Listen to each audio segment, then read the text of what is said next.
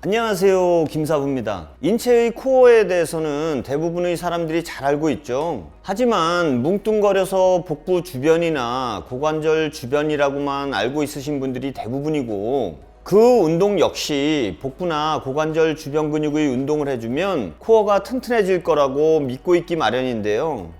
오늘은 별다른 기구 없이도 우리 인체의 중심을 강하게 만들어줄 수 있는 특화된 코어 운동들을 소개해드리기 전에 꼭 알아두셔야 할 코어의 과학적인 정의에 대해 알아보는 시간을 가져볼까 합니다. 코어는 간단히 말해 인체의 무게중심점 주변을 말하는 것으로, 인체의 무게중심점은 배꼽 약간 아래 깊숙한 부분인 청골의 바로 앞부분이에요. 코어 근육들은 당연히 이 무게중심점 주변의 근육들을 말하는데요. 어떤 학자들은 고관절 주변의 근육들을 이야기하기도 하고요. 등 주변 근육들까지 포함하기도 합니다. 여기에 더해 상체의 코어라는 이유로 어깨 부분까지도 포함시켜서 말하는 학자들도 있어요. 어쨌든 이론상 이런 코어 주변의 근육들을 단단하게 단련을 하기만 한다면 서 있거나 서서 활동하는 동안 인체가 최고의 효율성을 보여야 하고 무리가 가지 않아야 하는 것이 맞는데요. 하지만 실제로 그렇지 못한 경우가 많이 있어요. 예를 들어 식스팩이 엄청나고 엉덩이나 대퇴부 근육들이 많은 분들이 허리가 지속적으로 아픈 경우가 있는데요. 이것은 이런 이론을 정면으로 반박하게 되는 걸까요? 혹시 여러분들이 무언가를 놓치고 있으시진 않을까요? 코어 근육은 크게 세 가지 그룹으로 분류할 수 있어요. 첫 번째 그룹은 우리가 잘 알고 있는 고관절 주변의 튼튼한 겉근육들인데요. 대표적인 근육에는 복직근, 대둔근, 대퇴사두근, 술굴곡근, 척추 기립근 등이 있어요. 이 근육들은 고관절의 강력한 운동 시 사용되는 근육들로 대부분 인체의 대근육근에 해당이 되는데요. 이 근육들을 코어 파워 근육이라고 합니다. 두 번째 그룹은 골반과 척추를 연결해주는 근육들로 코어 근력근들인데요. 여기에는 대요근, 요방형근, 골반 저근 등이 해당이 됩니다.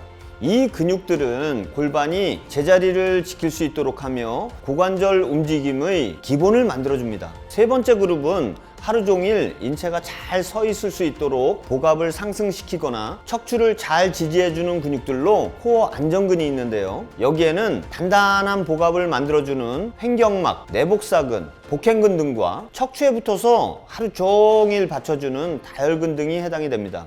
이렇게 분류를 하고 나니 코어 근력근과 코어 안정근이 건강을 위해서는 매우 중요한 부분이겠구나 하는 감이 오실 듯한데요. 이 코어 근력근과 코어 안정근들의 특성을 알고 그에 맞게 트레이닝이 이루어져야만 진짜 강력한 코어를 만들 수 있는 거예요. 이 근육들의 특성 중 꼭 알아두어야 하는 매우 중요한 부분들이 있는데요. 첫째, 이 근육들은 매우 작은 근육들이라는 거예요. 이 작은 근육들은 고관절의 강력한 움직임에서는 코어 파워 근육들에게 밀려 제대로 작동하지 못합니다. 따라서 이 근육들을 제대로 단련시키고 싶다면 매우 작고 약한 움직임을 통해 코어 파워 근육들의 동원을 최소화해 주는 것이 좋습니다. 둘째, 이 근육들은 하루 종일 인체가 잘 서 있을 수 있도록 받쳐주어야 하기 때문에 지구력이 매우 좋아야 합니다. 특히 코어 안정근의 경우에는 매우 중요한 부분인데요. 지구력이 매우 중요한 근육들이기 때문에 이 근육들의 단련을 위해서는 지구적인 트레이닝이 필요하다는 거예요.